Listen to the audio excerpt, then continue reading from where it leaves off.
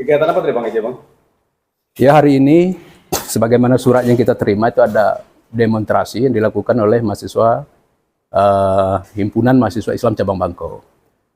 Beliau menyampaikan atas kegelisahan yang berkembang di tengah masyarakat, yang mana kegelisahan mereka ini satu terkait langkah yang diambil pemerintah daerah dalam menertibkan pedagang kaki lima yang selama ini dianggap tidak kurang terbuka sehingga masyarakat pedagang kaki lima itu sendiri dianggap tidak tentu tempatnya di mana, kemudian kelangsungan usaha berikutnya seperti mana. Tapi setelah dijelaskan oleh Dinas Koperasi tadi, semua itu menjadi terang benderang. Yang kedua, menyangkut penertiban tempat hiburan malam yang meresahkan masyarakat dalam wilayah Dusun Bangko dan Sungai Ulak. Tentu ini kan sudah pernah dilakukan menurut penjelasan Pol PP penertiban pada 2024 yang lalu, dilakukan razia.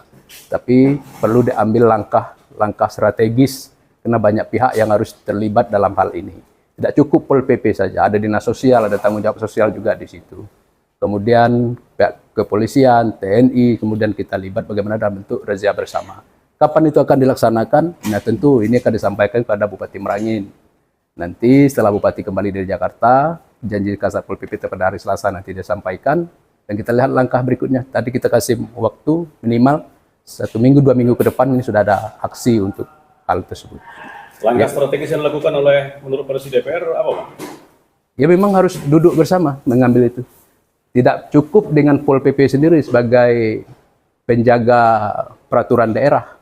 Tapi kan harus banyak pihak yang harus terlibat dalam ini. Ini tanggung jawab sosial, tanggung jawab kita bersama. Kemudian yang ketiga, tuntutan dari ini menyangkut efisiensi yang dianggap kurang terbuka. Keterbukaan, akuntabel terhadap efisiensi ini. Dan kami tadi DPR melalui Bang Asriwaka sudah menjelaskan bahwa DPR sudah melalui pimpinan sudah menyurati 1 kali, 2 kali, mohon penjelasan dari pemerintah daerah terhadap efisiensi. Namun undangan itu tidak dilaksanakan dengan alasan bahwa proses efisiensi itu masih dalam proses berjalan.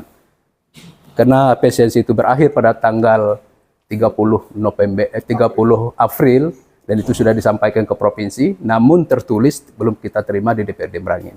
Nah tentu setelah pimpinan kami kembali dari Jakarta dalam proses pemanggilan KPK, nanti kami melalui rapat lintas fraksi, ada 10 fraksi di sini, apa langkah-langkah selanjutnya akan diambil, gitu. Untuk pemerintah kabupaten? Iya, terkait efisiensi itu sendiri. Kapan, Mudah-mudahan dalam Senin depan sudah kami lakukan rapat lintas fraksi sama pimpinan.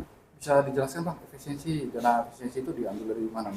Nah itu yang kita tidak tahu berapa total efisiensinya, dari mana yang diefisiensikan, apa sesuai dengan peraturan instruksi Presiden, edaran Menteri Dalam Negeri, apakah itu sesuai dilaksanakan berdasarkan itu kan kami belum tahu. Baik. Karena kita tidak pernah duduk bersama itu dari awal. Untuk ini wewenang dari DPR sendiri itu mempunyai wewenang hak apa aja nih Bang dari DPR? Ya kan ada hak budgeting kita, hak pengawasan kita. Kita kan perlu tahu bersesuaian tidak, cocok tidak, nilainya ketemu tidak, berdasarkan instruksi Presiden tidak yang digeser. Apakah ada menyangkut hal yang lain? Contoh gaji, ada tidak di situ yang tergeser? Kalau memang di situ hanya makan minum, perjalanan dinas, ATK semacamnya, kan tidak harus menggeser belanja umum lainnya. Ada yang bergeser tidak? Nah ini kami DPR kan belum pernah duduk bersama. Jadi belum tahu mengenai data itu. Belum tahu. Dana efisiensi. Tapi usaha kita untuk tahu tentang itu kan sudah melalui surat. Kita kan pemerintah kan tertib administrasinya sudah kita laksanakan, tapi kan belum berjalan.